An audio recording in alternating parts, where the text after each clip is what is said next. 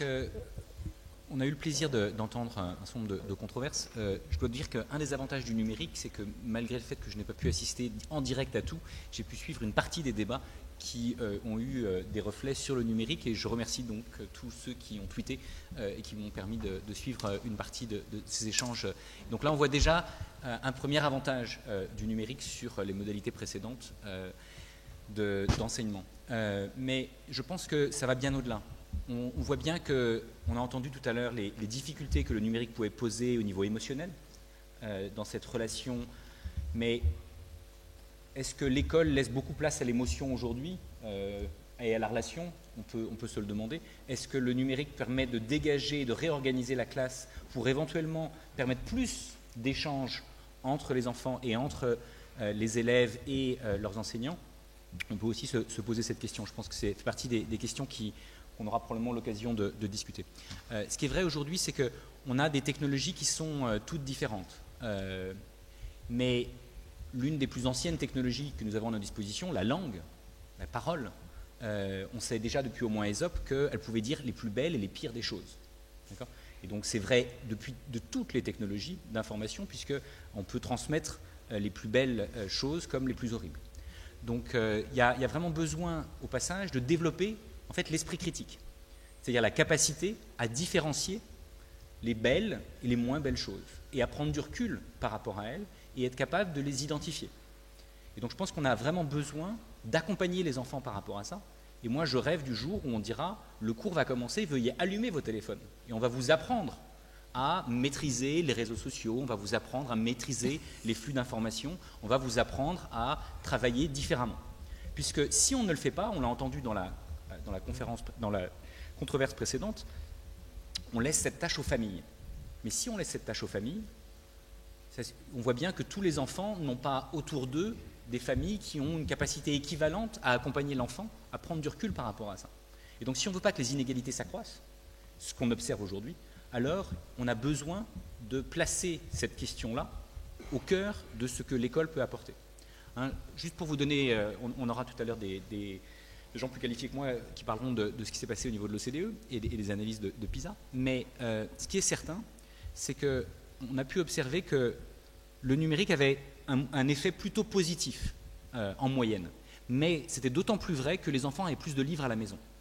Donc on voit bien qu'aujourd'hui, le numérique accroît les inégalités. Comme on est le pays qui a le plus d'inégalités, ou presque, si on ne fait pas quelque chose de très proactif par rapport à ça, on va avoir toujours plus de problèmes. Donc on a vraiment besoin, non pas d'ignorer le numérique et de dire, écoutez, la classe va commencer, laissez vos armes au portique, au vestiaire, mais au contraire, venez armés et venez pour vous armer et à apprendre à vivre dans cet univers qui est un univers complexe, comme tous les univers qui nous entourent, mais qui est très nouveau, et donc un certain nombre de parents, typiquement, sont en décalage par rapport à ce que vivent leurs enfants.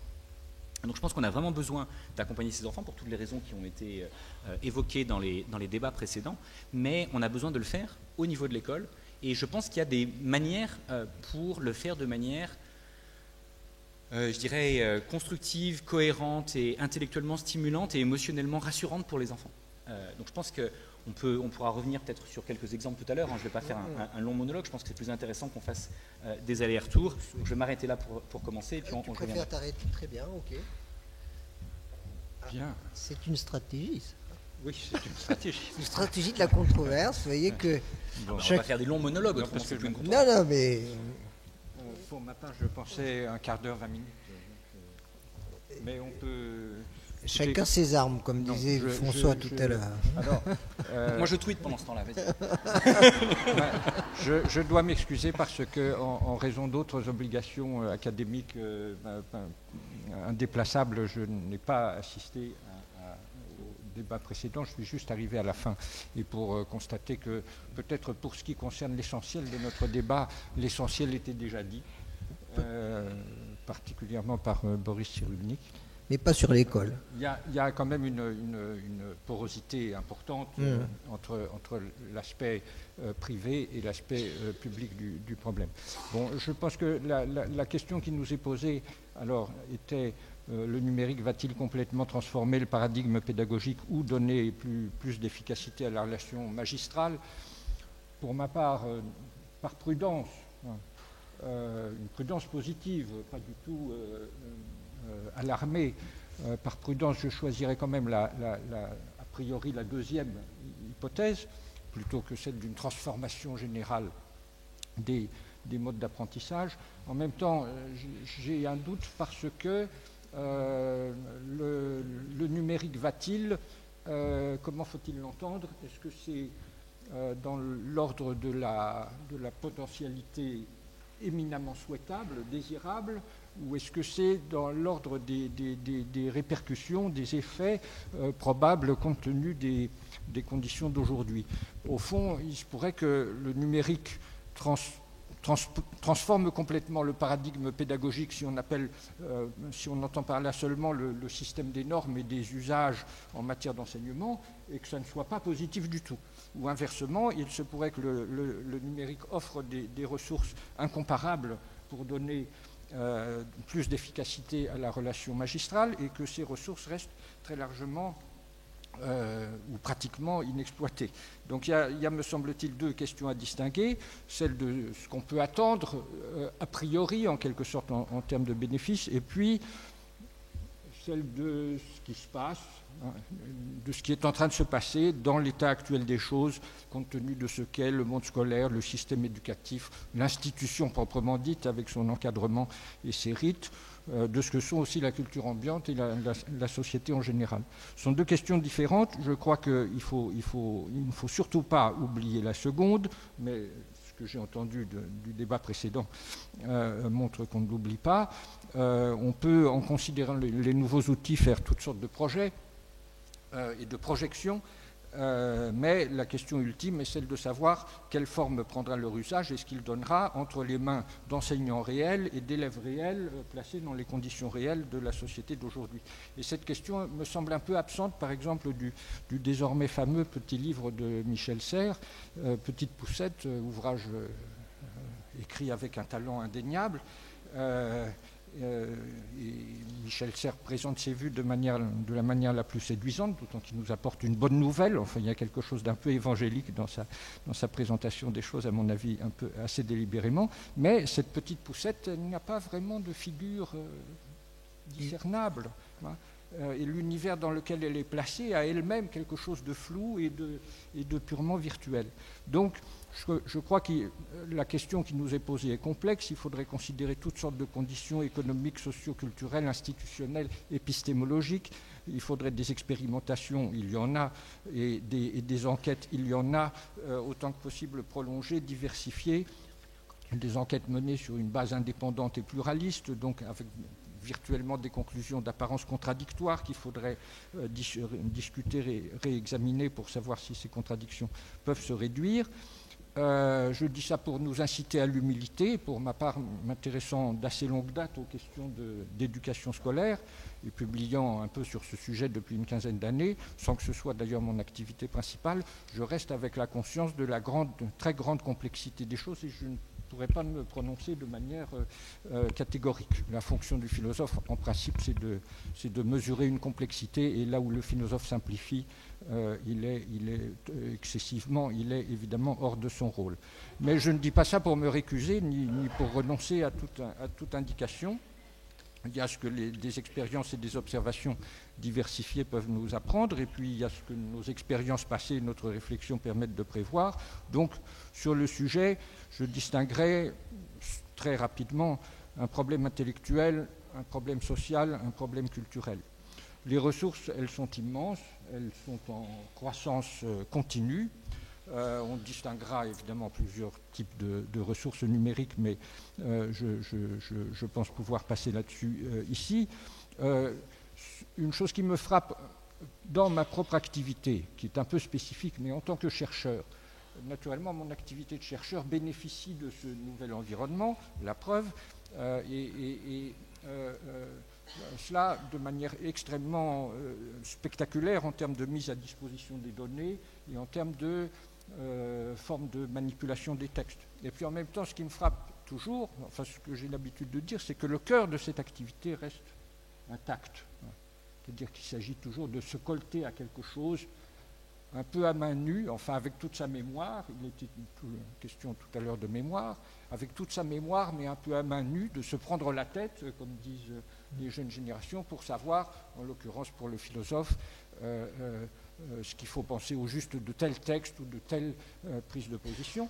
Et dans l'enseignement, de l'enseignant-chercheur, c'est un peu la même chose. C'est un peu la même chose. Nous sommes peu nombreux en philosophie à utiliser même quelque chose comme le PowerPoint. J'aurais personnellement quelques réserves devant un usage systématique. Le point est celui-ci.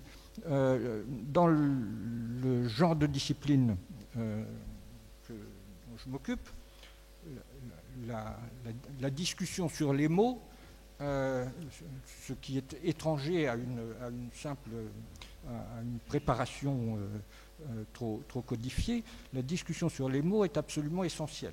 Ce n'est pas le cas dans tous les domaines, et la philosophie n'est pas une discipline vague, elle est une discipline rigoureuse, et là où la rigueur et la clarté ne sont pas au rendez-vous, il n'y a pas de philosophie, mais le point est, il ne faut évidemment pas méconnaître la constitution très variée de ce qu'on appelle les disciplines d'enseignement.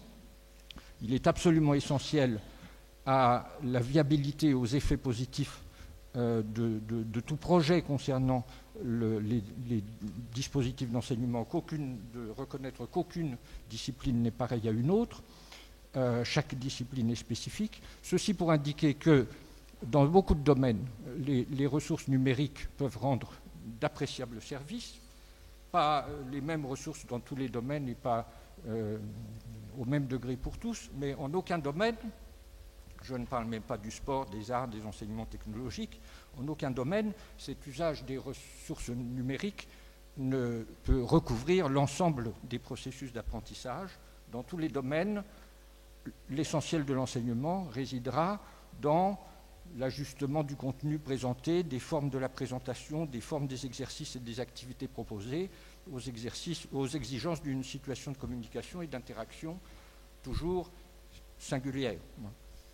Certains dispositifs numériques peuvent réaliser et même programmer cet ajustement, mais il est essentiel qu'ils soient mis en scène et incarnés sur le mode d'une présence physique. Tout le monde sait que l'efficacité des enseignements ou le bon déroulement des apprentissages tient pour partie à ce qu'on appelle l'effet maître. Et qu'est-ce que c'est que cet effet maître? C'est le sentiment qu'ont les élèves qu'un adulte est là, qui s'adresse véritablement à eux, qui adapte son langage au leur, ce qui ne veut pas dire parler leur langage, purement et simplement, qui sait vers quoi les conduire et qui veille sur leur travail. C'est la perception d'une bienveillance compétente et d'une intelligence pratique. C'est aussi celle d'un dynamisme ou d'une dynamique toujours dédiée. Ce que je fais avec vous, je le mets au point pour vous. Et de ce point de vue-là, il y a une fonction que les MOOCs ne rempliront jamais. Je suis sensible à l'extrême qualité d'un certain nombre de dispositifs proposés à ce titre, à l'effort de clarification remarquable qu'ils impliquent par rapport dans la présentation et dans la mise dans l'enchaînement de certains contenus d'enseignement. Il faut d'ailleurs noter que pour l'essentiel, c'est un dispositif tout à fait archaïque. Le noyau du MOOC est tout à fait archaïque. Il y a quelqu'un qui vous parle, qu'on voit ou qu'on ne voit pas, et ça rappelle d'une certaine manière la télévision scolaire de l'amphithéâtre, génération. Et puis là-dessus se greffent évidemment des dispositifs interactifs sophistiqués, mais le noyau de la chose est tout à fait archaïque. Et en même temps, il faut un certain effort pour rester devant son écran, et tout le monde sent bien que la démonstration faite sur l'écran n'équivaut pas absolument à une séance physique où quelqu'un cherche quelque chose pour vous et met au point quelque chose pour vous. D'une certaine manière, le discours est trop parfait, trop lisse, et quoi qu'on y fasse, ça ressemblera plutôt à du savoir en boîte qu'à une pensée vivante, d'où un effet qui peut être un effet d'imposition et qui peut être assez désagréable. et qu'on n'a pas du tout avec le livre, qui est un objet beaucoup plus maniable. Passer d'un clip à un autre n'est pas la même chose que consulter un autre livre, parce qu'à chaque fois, c'est une procédure en réalité beaucoup plus lourde. Et j'évoque ici aussi le risque d'uniformisation et de formatage des contenus, avec, si on pense que les maîtres doivent régler leur activité sur des contenus préparés de cette façon, avec un risque de perte d'autonomie de l'enseignement, ce que Bernard Stiegler, avec Philippe Mérieux, nous avons signé un petit livre sur le sujet, appelle la prolétarisation de l'enseignement. Est-ce qu'on tu veux intervenir sur cette question-là très précisément, puisque on arrive à un premier point qui est la question d'un numérique qui prolétarise l'apprenant, c'est-à-dire en fait de cette incapacité de prendre la main sur, et donc d'être un peu, entre guillemets, l'esclave d'eux.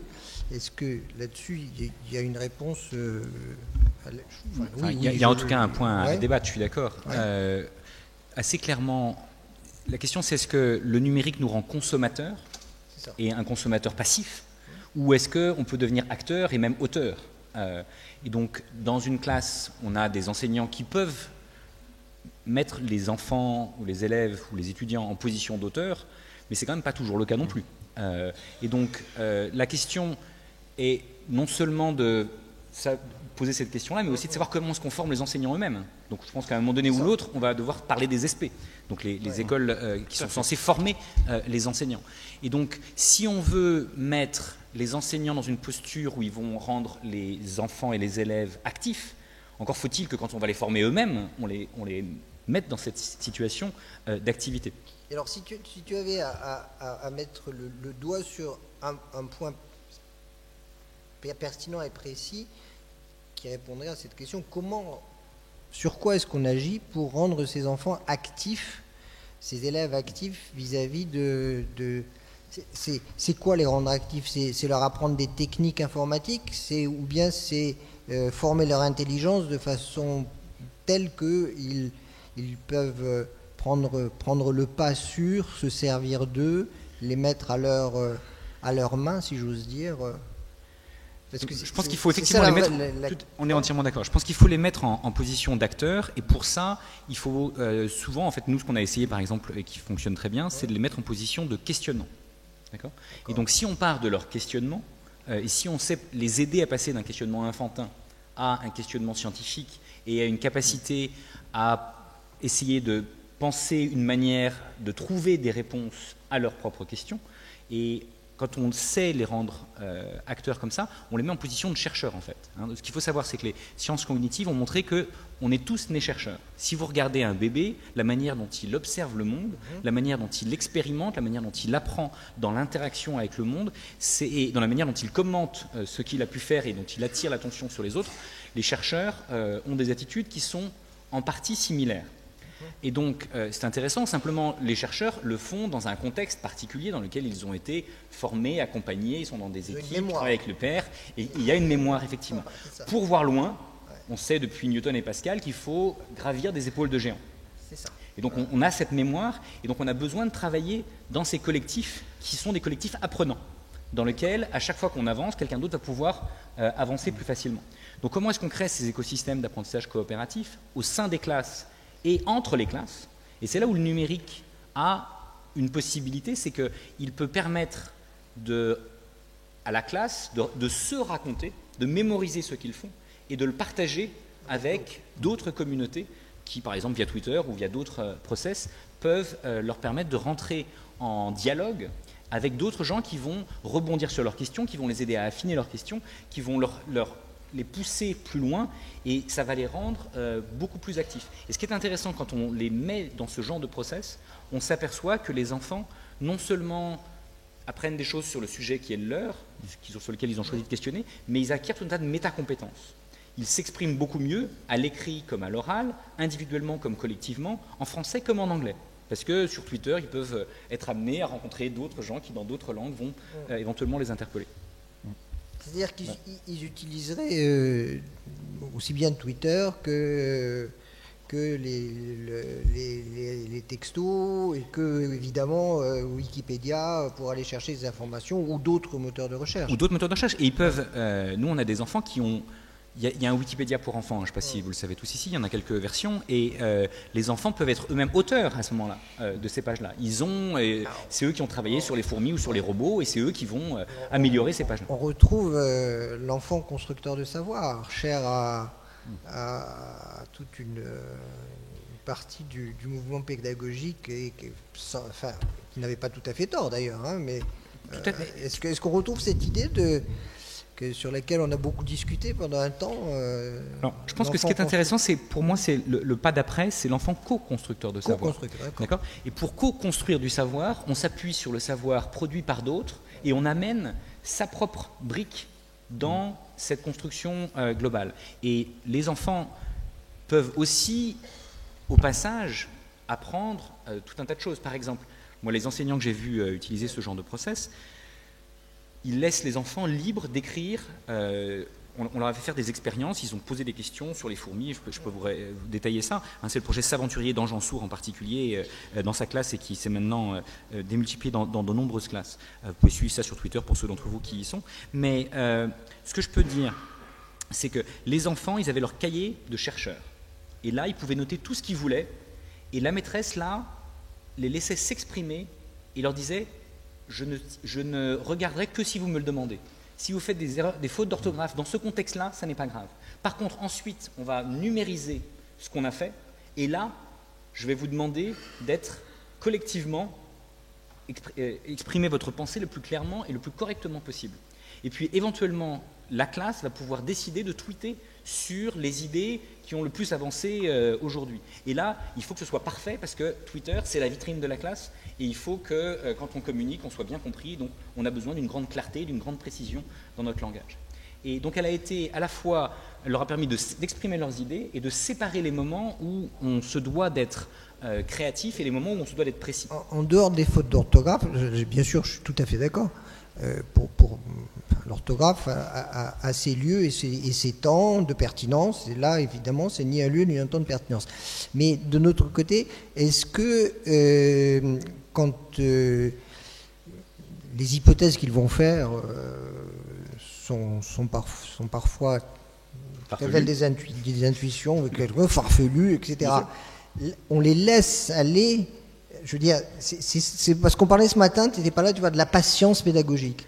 Est-ce que là, dans ce genre de choses, est-ce que la vertu de patience est une vertu, c'est-à-dire les laisser dire, quitte ensuite évidemment à revenir dessus, bien sûr.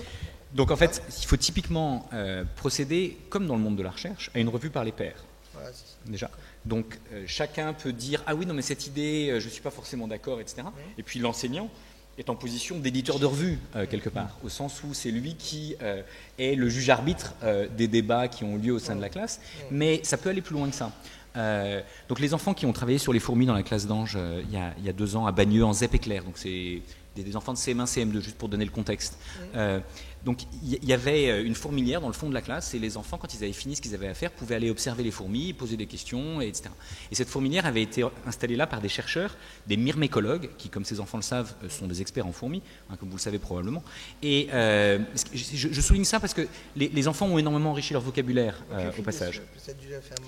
Et à la fin de l'année, on les a invités à faire une conférence dans notre centre de recherche, et ils nous ont expliqué ce qu'ils avaient observé, découvert sur les fourmis. Et donc on a été très impressionnés parce qu'ils avaient fait des choses très intéressantes. Et on leur a dit, mais comment est-ce que vous avez fait?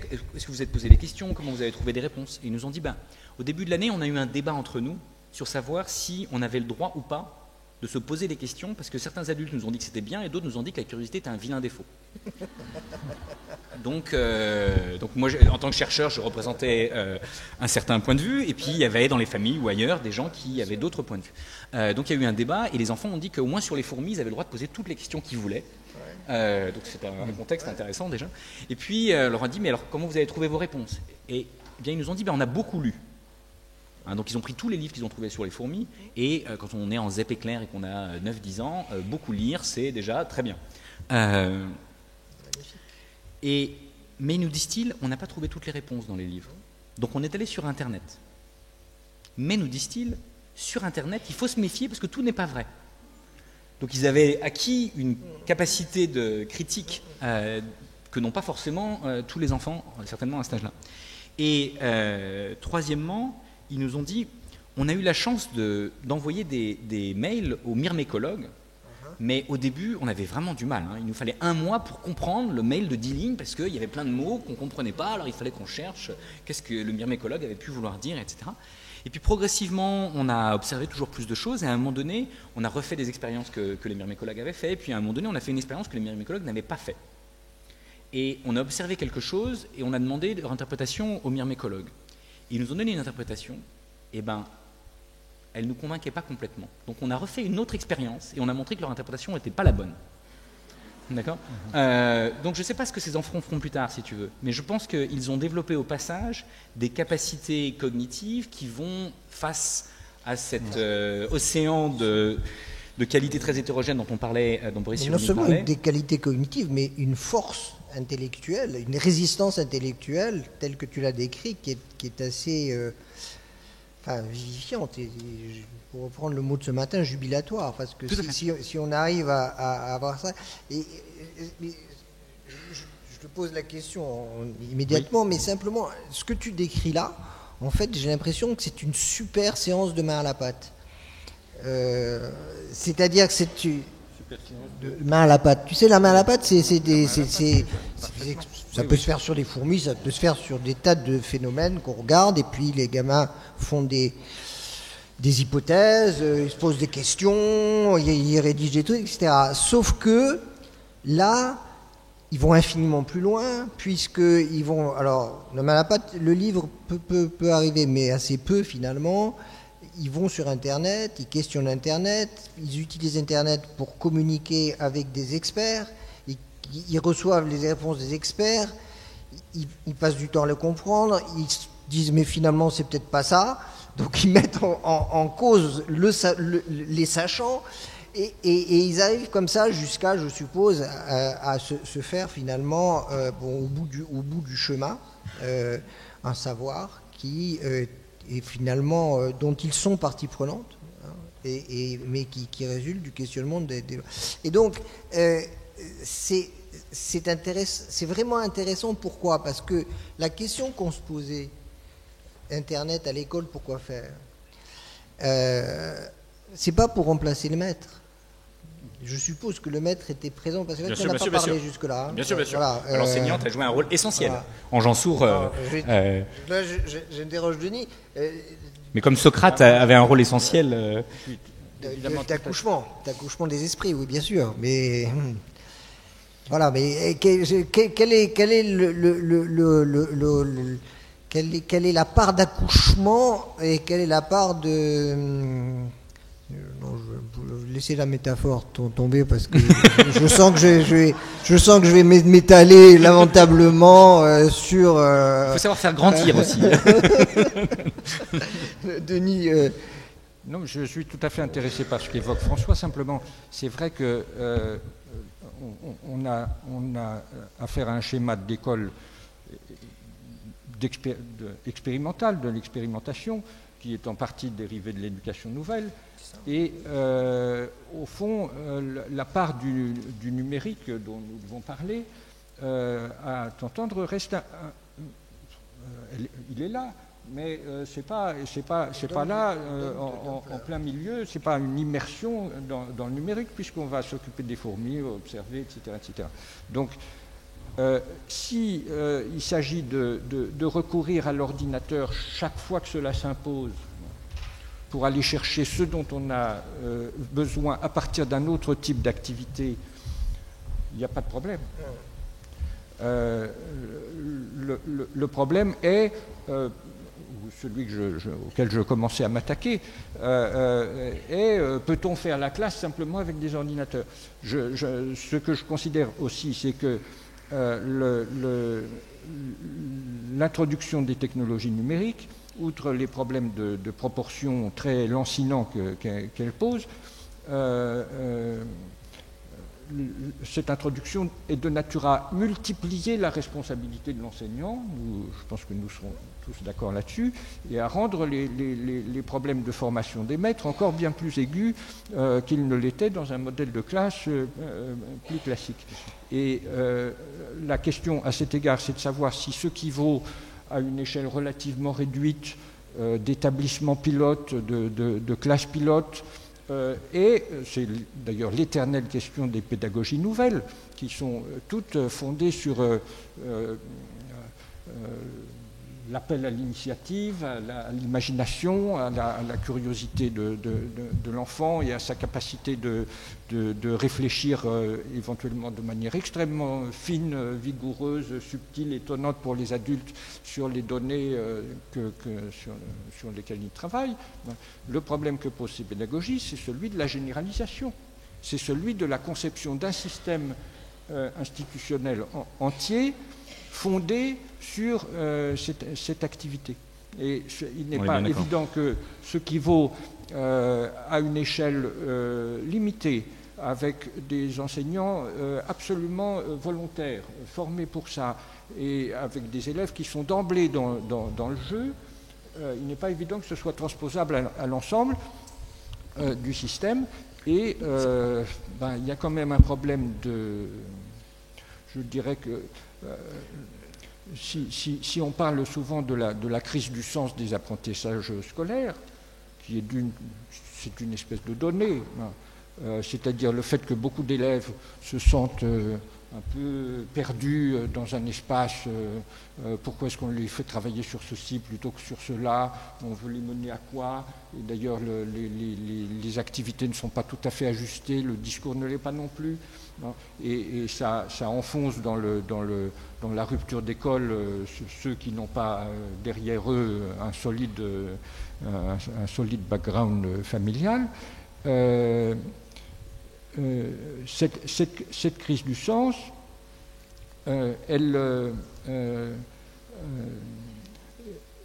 est aussi une crise de la confiance des familles et de la confiance des enfants dans l'école. Elle est aussi une crise de foi et foi, terme qu'on ne doit pas, je pense, se défendre s'interdire d'employer uniquement en relation pour la raison de sa relation avec des connotations religieuses. Non, il faut une foi. Alors cette foi, elle est au rendez-vous dans les classes, dans les groupes que tu évoques, mais la question est comment la restaurer à l'échelle d'un système entier. On est bien d'accord. En restaurant évidemment de la lisibilité, de l'initiative à tous les niveaux. Mais je pense que si on part de cette idée qui a été montrée par les sciences cognitives qu'on est tous nés chercheurs, c'est évidemment vrai des enfants, mais aussi des adultes. On est tous passés par là, à un moment donné ou à un autre. Et donc c'est en particulièrement vrai des enseignants et des parents. D'accord ? Donc je vais plus parler des enseignants aujourd'hui, mais on pourrait revenir sur les parents, en particulier des parents qui sont, par exemple, confrontés à une situation inédite pour eux, qui est typiquement un enfant qui a une pathologie d'apprentissage. Ça remet en cause profondément beaucoup de choses, et il y a aujourd'hui des réseaux de parents qui s'organisent et qui contribuent à faire progresser la recherche dans certains domaines. Mais donc ça doit être vrai aussi des enseignants. Et donc les enseignants qui, vous le savez aujourd'hui, sont tous formés au niveau de master, donc sont tous amenés à aborder des questions de recherche. Et donc on a, je pense, besoin et d'ailleurs on le voit bien quand on regarde les comparaisons internationales, les pays qui réussissent le mieux sont des pays où, face à une difficulté d'un apprenant, d'un enfant, l'enseignant se met en position de chercheur de solutions. Si vous vous dites, de toutes les manières, j'en ai 35, je vais laisser tomber celui-là, je vais me concentrer sur les autres, à la fin, vous en avez 200 000 qui ont décroché. Ils décrochent un par un, mais c'est quand même ceux qu'on observe. Alors que si vous êtes systématiquement dans une position où non seulement l'enseignant, mais toute l'équipe pédagogique se dit face à cet enfant, qu'est-ce que nous pourrions faire pour l'aider éventuellement en discutant avec les parents, qu'est-ce que nous pouvons faire pour accompagner cet enfant? Est-ce qu'on peut diviser les différentes difficultés qu'il a pour ne pas lui donner de double peine? C'est pas parce qu'il est dyslexique que je dois en plus l'embêter quand il est en train d'exprimer sa pensée. Donc on ne veut pas se battre, c'est exactement ce que tu disais, sur tous les fronts en même temps. Éventuellement, on va traiter sa dyslexie d'une part, et par ailleurs, on va l'aider à développer sa pensée et à la développer dans un collectif dans lequel il est un acteur comme tous les autres. Et donc, je pense que si on met les enseignants en position de chercheurs, et l'avantage du numérique, à mon avis, il est dans le changement de positionnement global. Donc on a un monde qui est assez bien incarné par cet amphithéâtre, très vertical. D'accord ? Le monde de l'éducation que nous avons hérité du 19e siècle est un monde profondément vertical, dans lequel il y a une hiérarchie à l'éducation nationale. Je vous passe le nombre d'échelons parce que vous les connaissez probablement mieux que moi, mais c'est assez colossal, et l'enfant est tout en bas, et l'enseignant des plus petits est plutôt plus bas que l'enseignant des plus grands, etc. Ce qui est intéressant, c'est que sur Internet, on est dans un monde qui est complètement horizontal. Alors, ça ne veut pas dire que toutes les idées se valent, mais on voit bien que ça peut en donner l'impression, et en tout cas, tout le monde peut s'exprimer.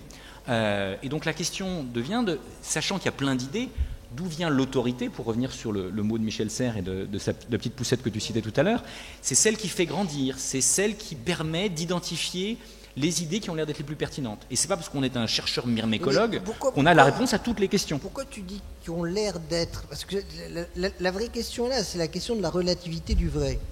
Le vrai est-il relatif ou le vrai n'est-il pas? Alors, que ça soit horizontal, on est bien d'accord. Je veux dire, un effet du numérique, d'après ce que j'écoute là, ce que tu nous as décrit et qui est très séduisant, il y a une horizontalité, c'est-à-dire que horizontalité, ça veut dire tout simplement que dans un premier temps au moins, les élèves ont le droit de faire des hypothèses, fussent-elles complètement farfelues, et qu'on les écoute, ces hypothèses, et qu'on les prend en compte, qu'on les met à condition qu'ensuite elles soient mises à l'épreuve du feu. C'est-à-dire que là, la question du sachant, de celui qui sait, ou des textes, que ce soit le maître ou le livre ou un article d'expert, puisse dire devant l'ensemble de ces propositions-là, il y en a qui sont acceptables, d'autres qui ne le sont pas, pertinentes, d'autres qui le sont moins, etc. Et donc, si tu veux, tu as une exigence en matière de conduite de classe qui est considérable, qui aujourd'hui n'est pas... C'est pour ça que je prenais l'exemple de la main à la pâte. La main à la pâte a beaucoup de mal à percer, alors que c'est une initiative formidable, intelligente, tout ce qu'on veut, sauf que ça demande beaucoup d'investissement, ça demande plutôt pas mal de savoir du maître lui-même sur le sujet en question. Tu vois... Tout à fait. Donc, si tu veux, le point intéressant, c'est qu'en Jansour, elle ne connaissait rien aux fourmis. D'accord. Et elle n'a pas prétendu savoir des choses aux fourmis. Elle était une enseignante qui, en l'occurrence, avait fait des études de traduction au préalable, si tu veux. Elle était interprète jusque-là, donc avant d'être enseignante. Donc, si tu veux, elle s'est mise en position de maître ignorant quelque part sur les fourmis, en disant il y a des sachants sur les fourmis, on va aller les consulter quand on en aura besoin d'eux. Il y a des savoirs qui sont plus ou moins établis, qui peuvent exister dans des livres ou dans différents sites qui sont plus ou moins fiables. Et elle, son métier, c'était de savoir comment est-ce qu'un enfant apprend et d'accompagner les apprentissages des enfants. Donc, je pense qu'on peut former... il est plus facile, en fait, de former les enseignants à la démarche de recherche que de les former à l'ensemble des savoirs scientifiques que la main à la pâte présuppose, si tu veux. Et c'est d'autant plus difficile en primaire que la plupart des enseignants de primaire n'ont pas fait d'études de sciences depuis, grosso modo, le lycée. Tu as beaucoup de confiance et de foi dans la nature humaine. Oui. Mais ce qu'on appelle el desiderio di sapere, le désir de savoir. C'est ce qui est le moins partagé au monde, parce que c'est difficile. Enfin, c'est difficile, et désirer savoir, c'est se mettre toujours en situation de dire, un, je ne sais pas encore, et deux, j'affronte l'inconnu. C'est une des choses les plus compliquées qui soit. C'est plus facile d'apprendre des choses de façon à construire un machin que de former des enseignants. Alors moi je rêve que tous les enseignants de France soient des curieux, qu'ils aient un désir fou de savoir ce qu'ils ne savent pas encore, etc. Et que quelle que soit la situation, ils vont dire je vais y aller. Parce que les situations à l'école, par définition, sont diverses. Ça peut être les fourmis, mais ça peut être... Bien sûr. Je pense qu'il faut leur donner des ressources. Camembert, Je pense qu'il faut les former initialement, leur donner des ressources et leur dire qu'il y a chez leur père et dans le monde académique, plus généralement, dont ils font partie. Parce que moi, je considère qu'ils font partie de ce monde académique. Et typiquement, quand un enseignant, aujourd'hui, veut faire un doctorat, l'éducation nationale ne l'accompagne pas toujours, bien au contraire. D'accord. Donc je pense qu'on a besoin de changer cette mentalité-là.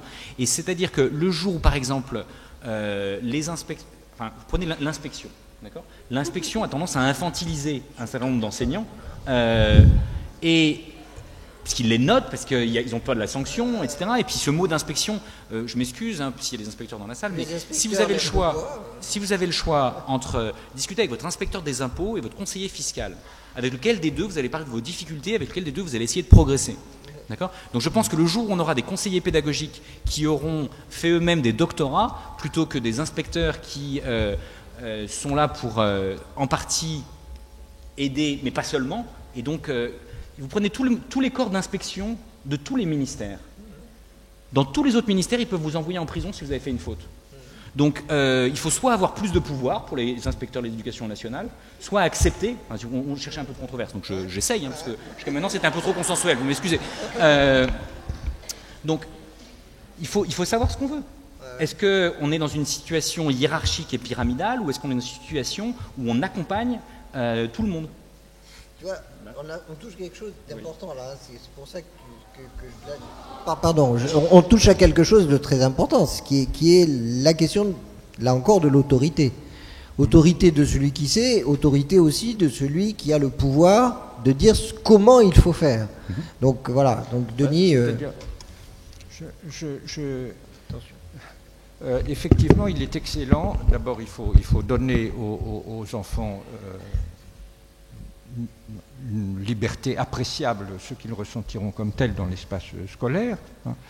Et évidemment que l'enseignant dise aux enfants, écoutez, on va chercher ensemble, ou vous allez chercher, moi aussi je vais chercher, et puis on va confronter nos résultats. C'est excellent. Tout ce qui les stimule sur un mode libéral, dans l'ancien sens du mot, le sens noble du mot, ce qui caractérisait les hommes libres, est excellent. Mais moi je me demande quand même si ce que décrit François vaut pour tous les domaines de l'éducation scolaire. Est-ce que ce qui vaut pour les sciences, les sciences de la vie et de la terre, les sciences physiques, vaut de la même manière pour les mathématiques, pour la grammaire, par exemple. Ou pour le sport. Ouais. Là, il y a quand même, l'enseignant est beaucoup plus directement le représentant d'une espèce de... le représentant des règles. Le représentant des règles. Et de règles qu'on ne peut pas... règles arbitraires, c'est ça. Voilà, qu'on ne peut pas inventer par soi-même. Donc, c'est vrai que c'est une position qui peut paraître un peu ingrate, mais qu'il s'agit d'aménager, de rendre concertée et intelligente. Mais pour ma part, le modèle du maître ignorant me fait problème, y compris d'ailleurs en termes de perspectives socio-économiques sur le monde éducatif. Parce que si on dit, écoutez, vous n'avez pas besoin de savoir de quoi vous vous occuperez, quelles sont les choses auxquelles vous occuperez les élèves et auxquelles autour desquels vous organiserez vos activités. Vous avez juste besoin d'une espèce de technologie des apprentissages. Est-ce que ça ne légitime pas une espèce d'ignorance? Est-ce que ça ne va pas avec une baisse d'exigence s'agissant du recrutement des enseignants et de leur formation? Et est-ce que ça n'est pas de plus assez contre-intuitif, assez contraire au genre de relation qui doit être ménagée entre la famille et l'école? Les parents, effectivement, les parents se mettent à côté des enfants dans un certain nombre de situations pour dire oui, qu'est-ce que tu en penses et cherchons ensemble, etc. Mais en même temps, les parents, constitutivement, par position, sont des gens qui disent tu dois, tu ne dois pas. Il ne faut pas que ce soit sur un mode évidemment despotique, tyrannique, totalitaire, etc. Il y a toutes sortes de choses à éviter, mais enfin il y a quand même une fonction ici. Et puis il y a la fonction d'explication, c'est-à-dire le parent qui répondra à l'enfant, écoute, cherche toi-même la réponse à ta question. Ça, c'est valable dans certaines limites. Hein. Mais tout est ici affaire de proportion, mais ça ne peut pas être un système. Ça ne peut pas être un système. Je pense qu'on est d'accord là-dessus.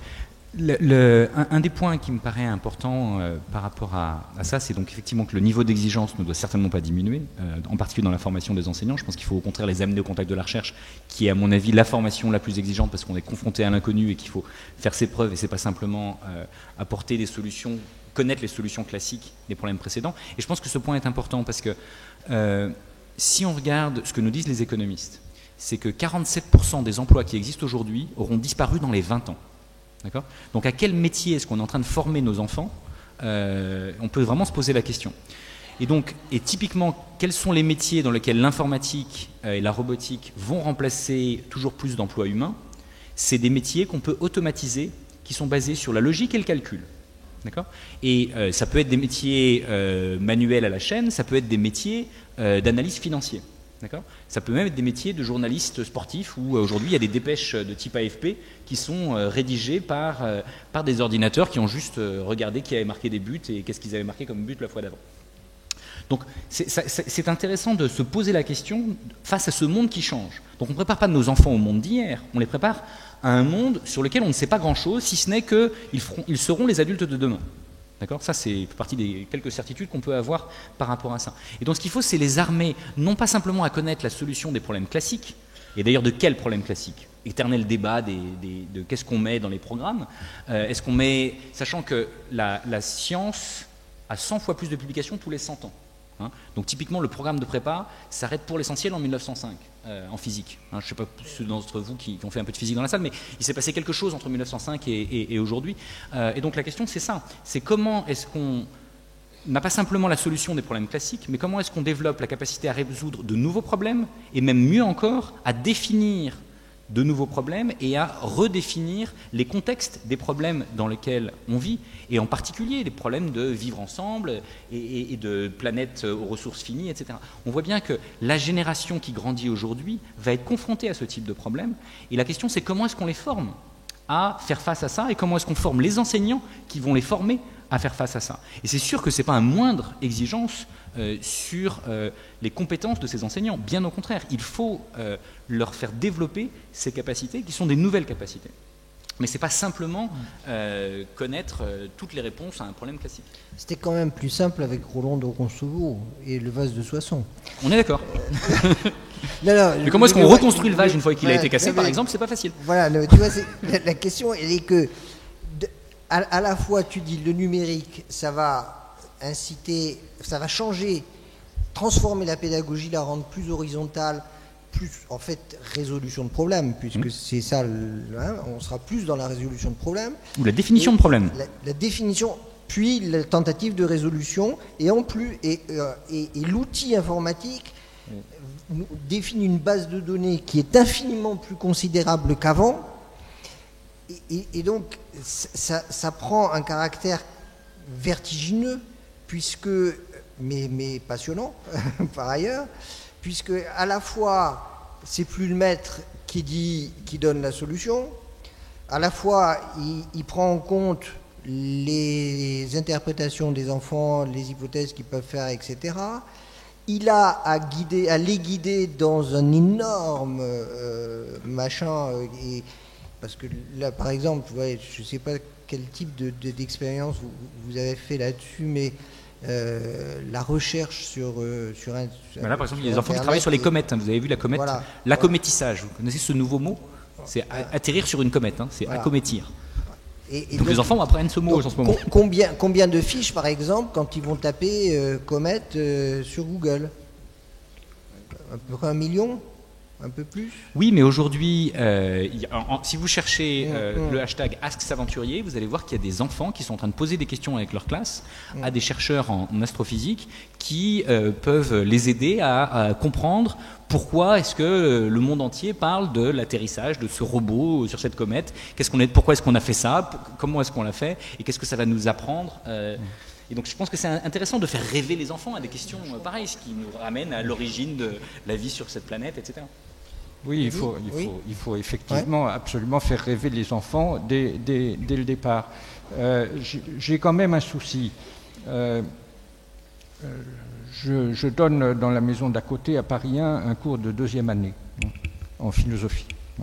Et pour la première fois, l'an dernier, je le fais tous les ans, mais pour la première fois l'an dernier, les copies qui m'ont été rendues étaient pour moitié écrites dans une langue extraordinairement défectueuse, qui évidemment interdisait aux étudiants la maîtrise de l'exercice lui-même, et sans doute le travail, alors ça pose des tas le travail intellectuel, le type de travail intellectuel qui était exigé d'eux.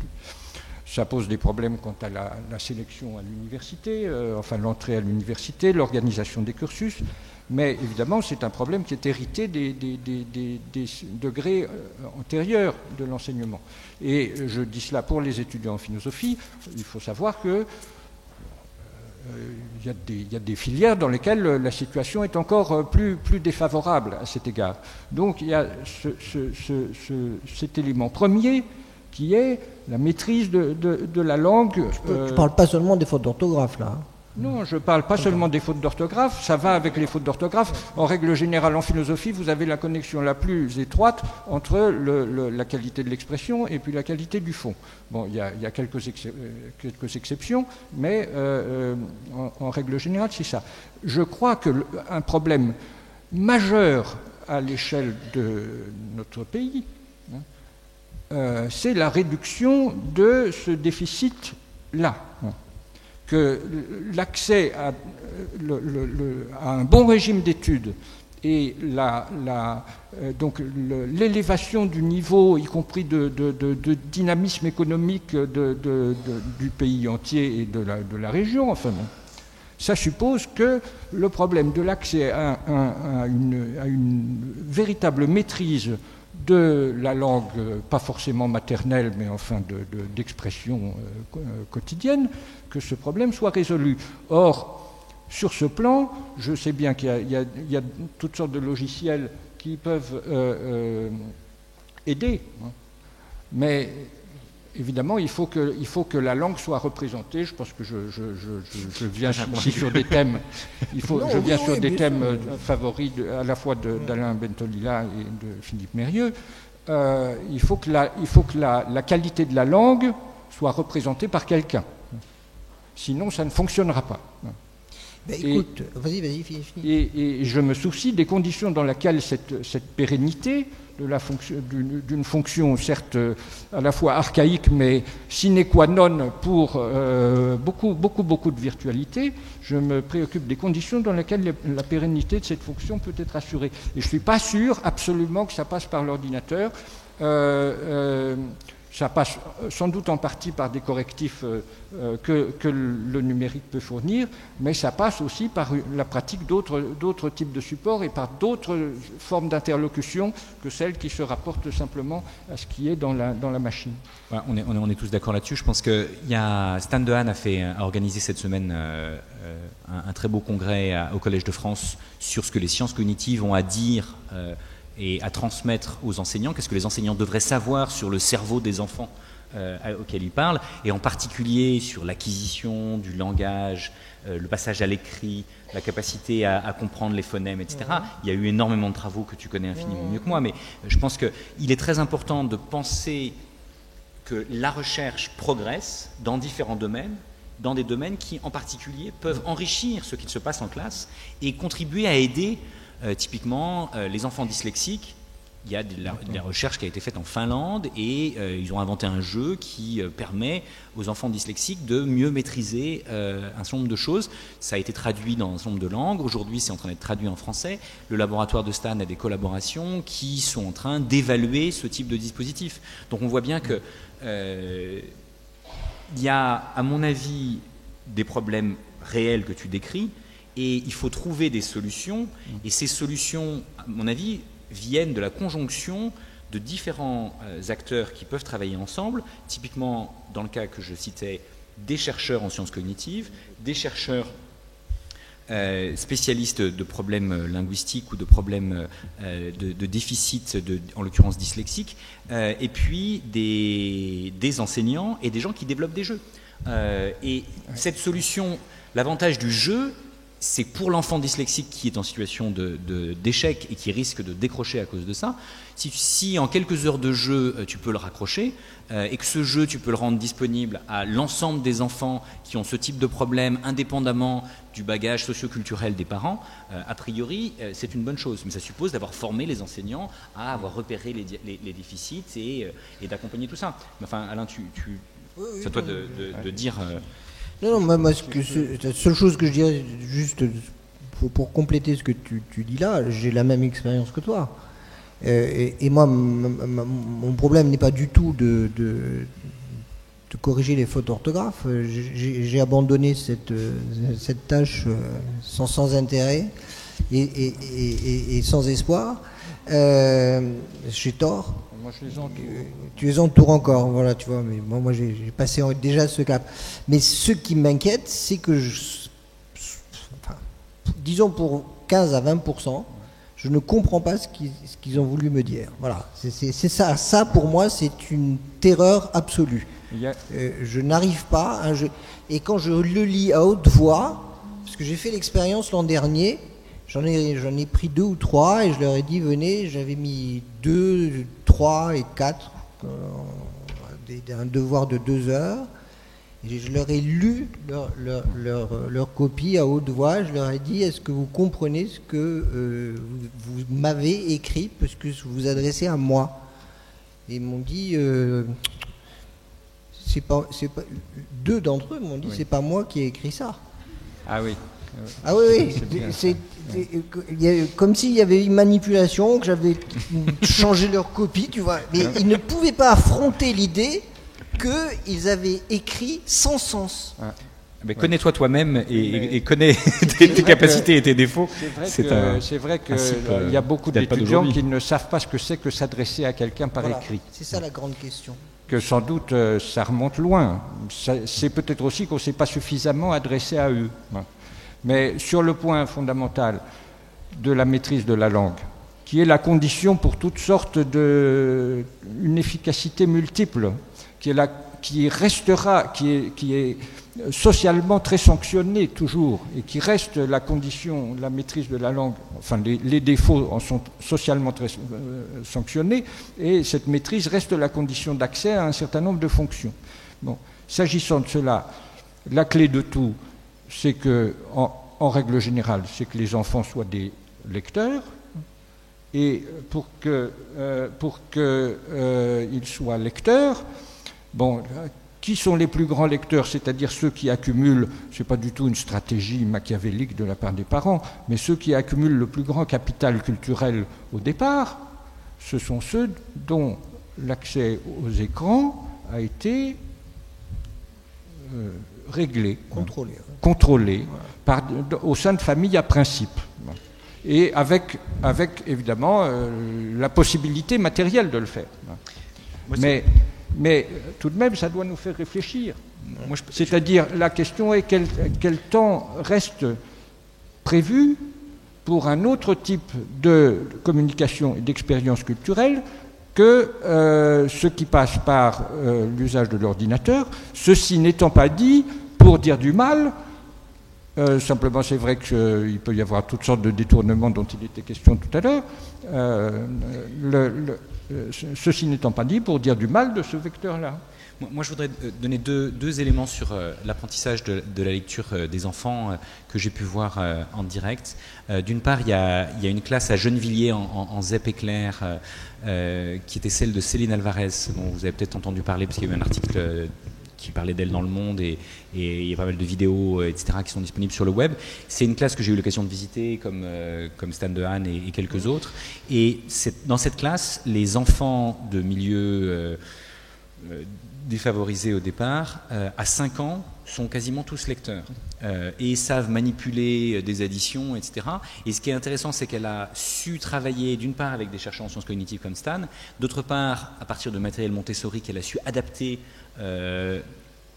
aux défis de la langue française et à tout un tas de contextes particuliers qui était celui de sa classe. Et elle a réussi à faire que, moi j'ai été dans cette classe, les enfants étaient dans un cadre de liberté dans lequel ils pouvaient explorer.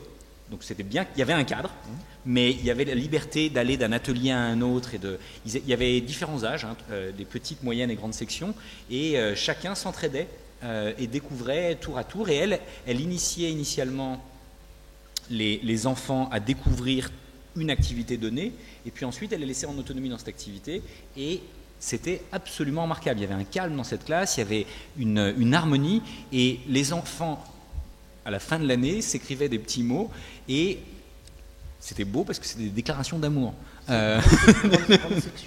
C'était petite, moyenne et grande section. École maternelle. Ouais, école maternelle. Et donc c'est typiquement un environnement scolaire où quand les enfants maîtrisent tout ça, 2 ou 3 ans plus tard, on est content. D'ailleurs ça a été évalué par Stan, etc. Ils ont passé les enfants en IRM, ils se sont rendus compte que les mêmes zones du cerveau qu'on développe typiquement plus tard étaient activées et que ça a fonctionné vraiment bien. Donc moi, je pense qu'il y a de nouvelles possibilités par rapport à ça et qu'il faut remonter très en amont. C'est sûr que ce n'est pas en 2e année d'université que tu vas régler les problèmes que tu énonces. Mais je donne juste un autre exemple qui me paraît intéressant, parce que ça a été fait absolument sans numérique. Il y a un exemple que je trouve intéressant, que j'ai vu à Stanford. Donc Stanford, vous savez, c'est un des endroits où il y a beaucoup de choses qui naissent et puis qui finissent par se propager tout au long de la planète. Et là, c'était des enfants qui jouaient avec des cubes, avec des lettres. Donc depuis Gutenberg, grosso modo, on a des gens qui assemblent des lettres pour faire des mots. Donc c'est pas très original, sauf que c'est des objets qui sont connectés. Et les objets connectés, ça veut dire que si vous mettez en anglais un C, un A et un R, et ben, une fois que vous avez assemblé ces 3 lettres, vous entendez vroom et car. D'accord ? Et donc, vous pouvez apprendre que vous avez assemblé le mot voiture, en l'occurrence. Et donc, on voit l'une des questions que je trouve intéressante par rapport... Vroom d'abord et car ensuite. Oui. Tu vois, ça te... J'espère qu'il ne pense pas que CAR fait vroom. Veut dire vroom. Pardon. Non mais c'est une vraie question. C'est une vraie question. Mais tu peux tester systématiquement. Et on peut... Je veux dire, c'est des questions de recherche qui sont ouvertes. Ouais. Et évidemment, tu peux programmer tout ça comme tu le souhaites. Ouais. Si tu veux que la voiture ne fasse plus vroom parce qu'il y a une voiture électrique, tu peux aussi. Donc, on peut imaginer tout un tas de choses. Mais ce que je trouve intéressant, c'est que il y a de nouveaux dispositifs qui peuvent exister. En l'occurrence, c'est un mélange d'objets physiques et de numérique. Est-ce que ça apportera quelque chose ou pas ? Il est trop tôt pour le dire, mais on voit bien qu'il est important d'essayer ce genre de dispositifs et de les évaluer et puis éventuellement, s'ils fonctionnent, de les offrir à toujours plus d'enfants. Très bien. Je crois qu'il est temps de passer à quelques questions si vous en avez, avant qu'on fasse une toute petite synthèse courte mais intéressante qui prendra un peu de distance avec tout cela. Voilà. Alors, madame... Ah, pardon. Bon, là-bas, il y a des gens très motivés. Ah oui. Bonjour, je m'appelle Marthe Léman, je suis enseignante en REP+, Où êtes-vous à Reims. Je suis là, Elle est là, elle est là. de l'autre côté. Ah pardon, vous êtes là. Je suis enseignante de français en REP+, à Reims, donc avec une population très défavorisée, dont 90% des parents sont au chômage ou sans emploi. Nous, on est dans l'innovation et dans l'expérimentation par rapport au numérique. Je pense que, comme beaucoup, nous avons été équipés avec les anciens ordinateurs du Conseil général pour faire l'appel avec Pronote ou ce genre de choses. Donc, on nous demande d'utiliser de plus en plus les moyens numériques et nous allons jusqu'à faire de l'aide individualisée où nous laissons les enfants seuls devant un logiciel qui s'appelle Décolle et qui est un nouveau moyen d'enseigner le français, les maths et l'anglais par des exercices interactifs où l'enseignant n'intervient pas puisque l'enfant pose directement ses questions à un avatar et où il n'y a pas d'enseignant qui encadre cette activité. Donc j'attendais en fait de cette controverse, puisqu'on nous demande justement comment ça va transformer le paradigme pédagogique, j'attendais peut-être des réponses sur ce que nous sommes en train de mener. Je me demande, moi, où nous allons avec ça, sachant que les premiers résultats semblent montrer que les enfants apprécient cette activité et qu'ils semblent apprendre par ce moyen. Donc voilà, en tant qu'enseignante, je m'interroge. Juste un mot, c'est que le fait qu'ils apprécient est une excellente chose. Moi, j'aime mieux un enfant qui apprécie qu'un enfant qui n'apprécie pas. La question, c'est qu'est-ce qu'il apprécie. Je ne suis pas certain, si vous voulez, que le fait qu'ils trouvent ça marrant, amusant, sympathique, soit... Jusqu'ici, vous avez vu quand même, si vous voulez, que François Tadei, qui n'est pas précisément un anti-numérique résolu, n'a pas évoqué un numérique remplaçant le maître, en aucun cas. Et je vais dire... Pardon ?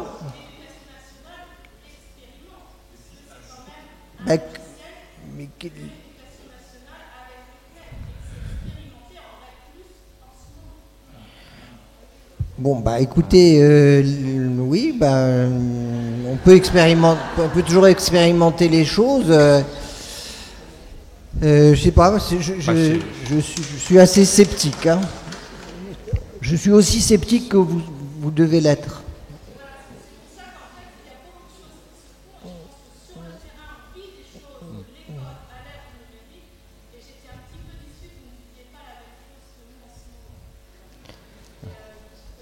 Mais parce que peut-être qu'aucun des participants ici ne pense que le numérique doit donner une autonomie totale et supprimer la présence du maître.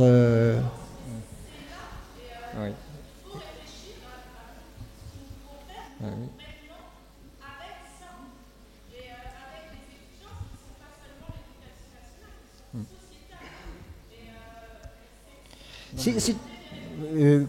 Denis, oui. Oui, non, je pense que nous ne sommes pas en position de donner des réponses. Je pense que c'est la vigilance de tout le corps enseignant qui est ici nécessaire. Et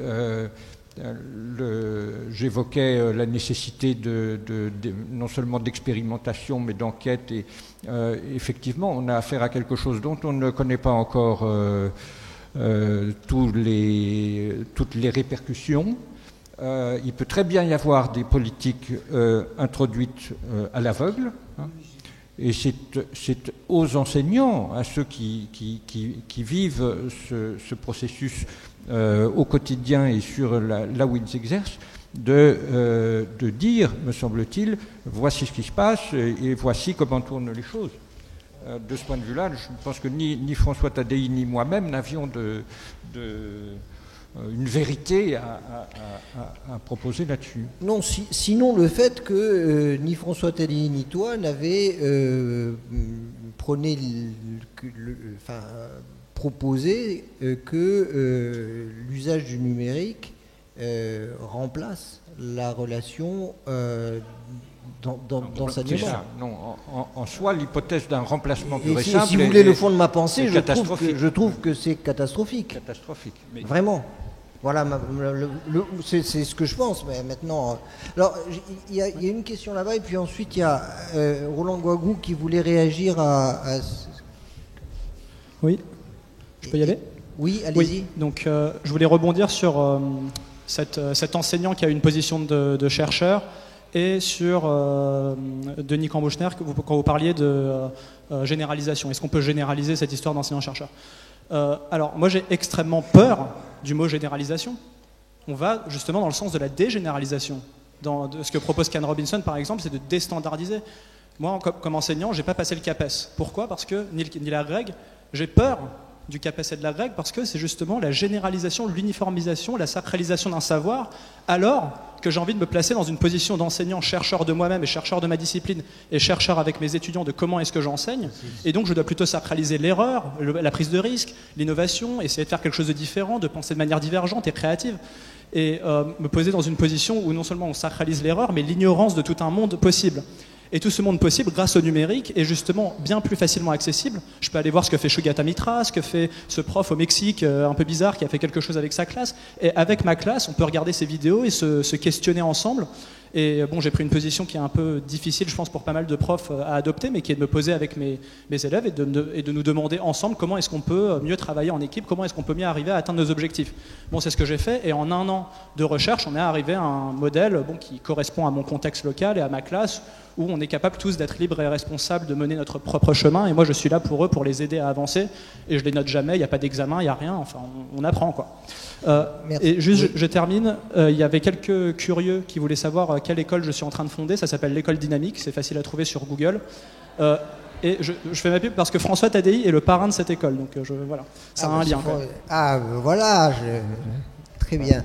Et une seconde, je voulais donner la parole à Roland Guagou et puis ensuite directement après à Philippe Mérieux qui voulait réagir tous les deux. Moi, c'est moi qui voulais réagir. Et ensuite, je repars chez vous. Vous repartez chez moi après ?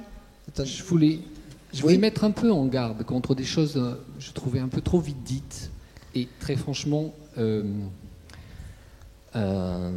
qui me posent franchement de plus en plus de problèmes.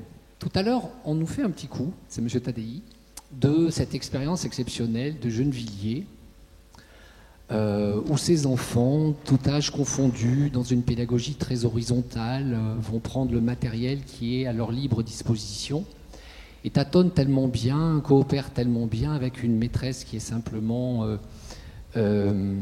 disponible pour les lancer, que finalement, ils apprennent tous à lire, en ayant manipulé le matériel mis en œuvre par Montessori. Alors, en grande section d'école maternelle. En grande section d'école maternelle. Ça, c'est la fable médiatique. Je suis désolé, je suis allé dans cette classe. Oui. Non, mais attendez, c'est pas ça la fable. Ça, c'est la réalité, je sais bien. Notamment parce que je suis le blog de Madame Alvarez depuis le début, de cette école depuis le début. Et si vous le lisez bien, vous comprenez que, bien sûr, il y a ce matériel Montessori, mais il y a surtout le matériel élaboré par Liliane Pringuer-Charol et porté par Stanislas Dehaene, qui est un enseignement anticipé de la lecture, qui est décrit par les maîtres de cette école dans le blog. Donc, là où la fable pourrait devenir un petit peu dangereuse, c'est si il y avait cette espèce... Et je vais faire le lien, parce qu'on revient au Qatar de ce matin. Alors je ne sais pas si dans les tweets que vous avez eus le petit bout sur le Qatar, mais si ce n'est pas le cas, je vais y revenir un peu. Parce que, au fond, qu'est-ce qu'il y a derrière ? Il y a une classe avec une maîtresse, dont on a appris par le monde qu'elle était rebelle, puisqu'elle était tellement géniale qu'il a fallu qu'elle démissionne de l'éducation nationale, machine à broyer les intelligences et les innovations. Attention, c'est pas n'importe quoi qui est aujourd'hui véhiculé, y compris par ce journal dont la ligne éditoriale aujourd'hui sur l'éducation emprunte beaucoup à ce petit microcosme dont je suis en train de parler, ce qui n'est pas sans poser un certain nombre de questions.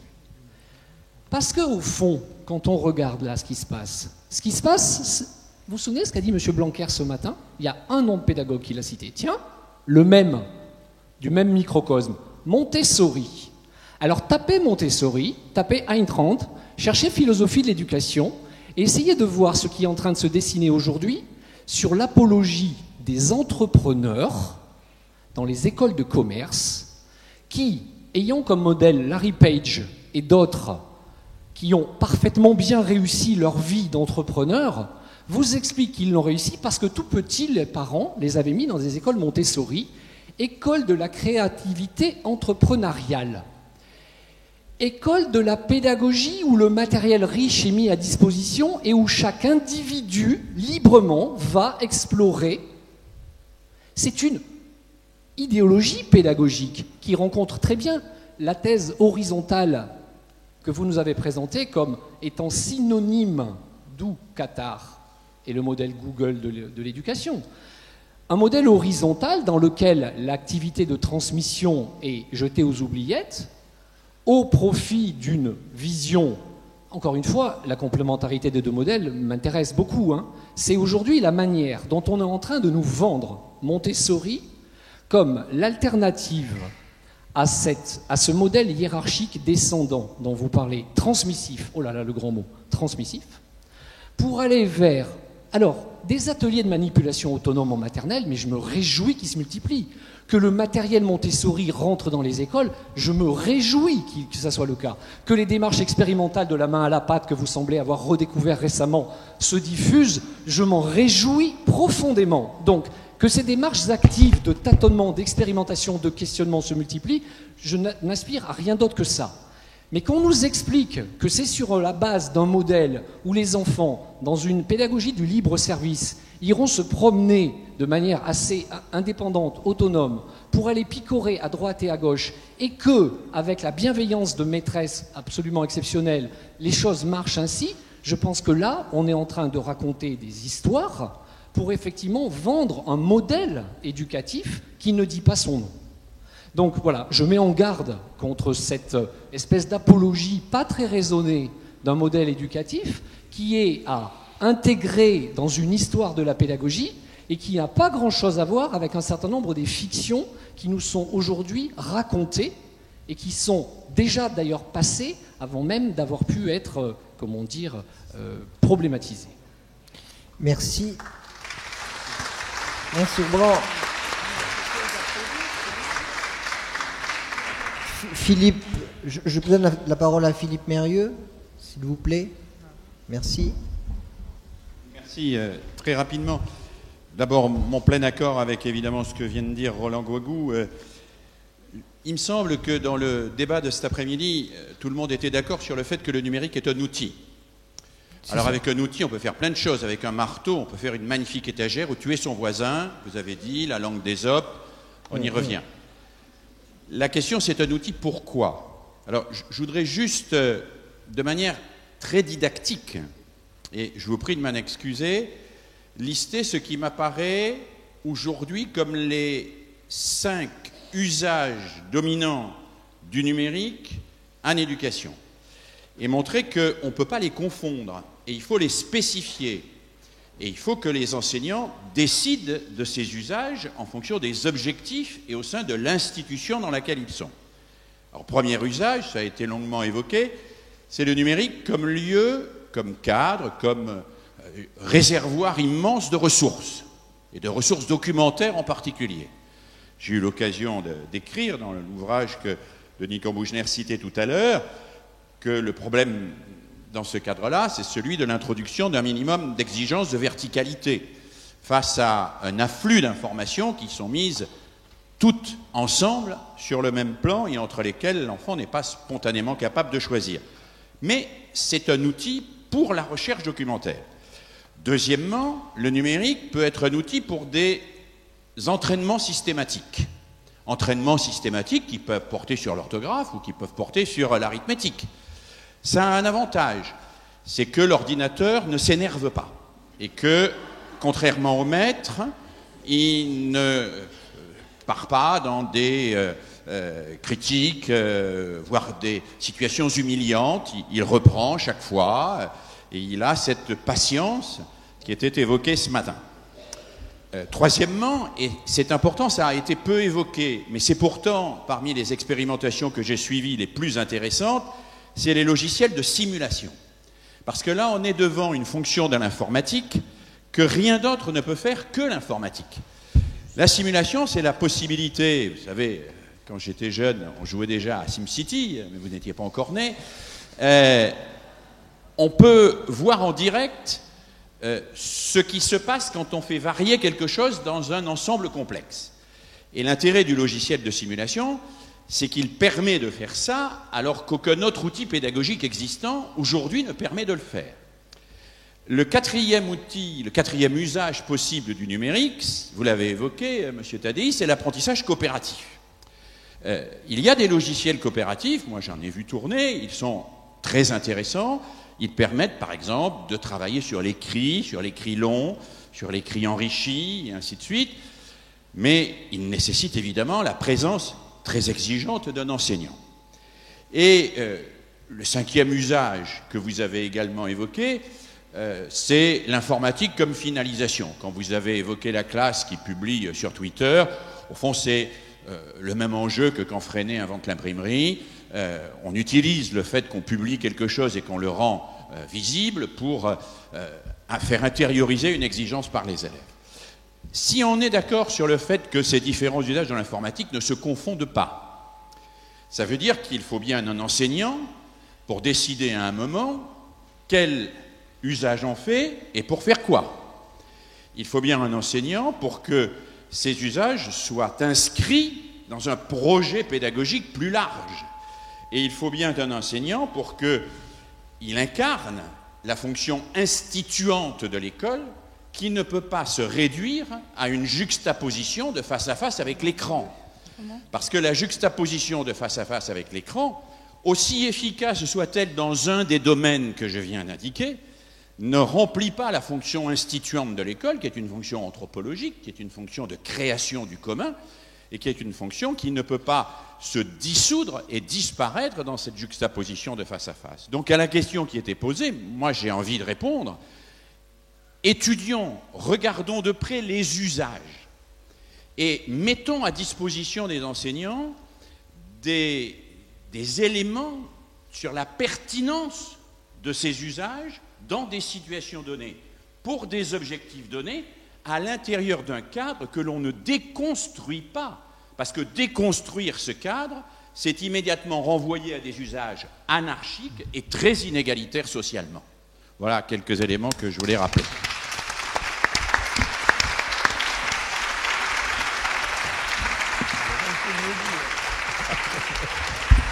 Bon, écoutez, on ne parle pas après le ministre, on ne parle pas après Philippe Mérieux.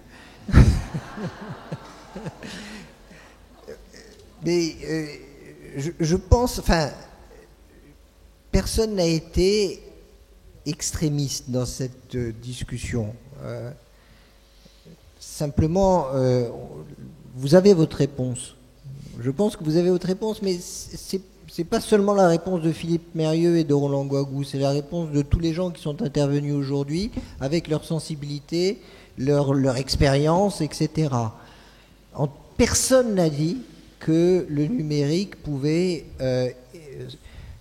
renvoyer le maître à un rôle de gentil animateur de Club Méditerranée. C'est évidemment, il faut résister et se battre contre toute invitation à substituer la machine au maître d'école ou à la maîtresse d'école. Non, qu'est-ce que ça veut... Voilà, c'est exactement ce que j'allais vous dire. Qu'est-ce qu'il faut... Et ça fonctionne. Quel est le critère de... Qu'est-ce qui dit que ça fonctionne? Non mais...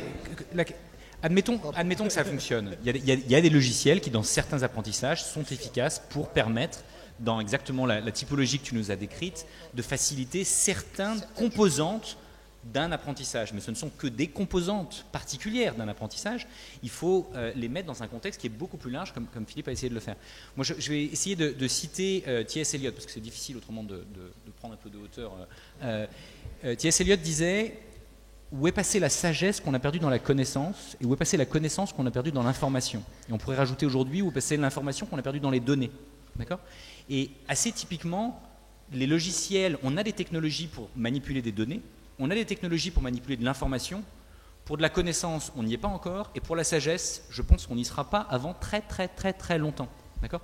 Et donc je pense que cette capacité de l'enseignant à accompagner les enfants dans leur développement et dans leur capacité dans toutes les composantes que Philippe citait, je pense que c'est absolument essentiel. Donc je pense que l'enseignant a un rôle plus essentiel que jamais aujourd'hui, mais ce n'est pas forcément exactement le même qu'hier.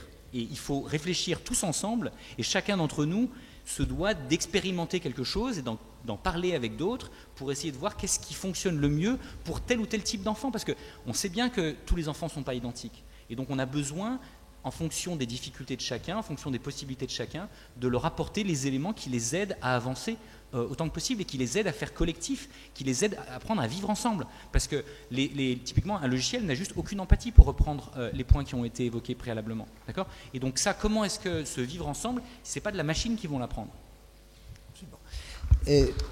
Merci à tous.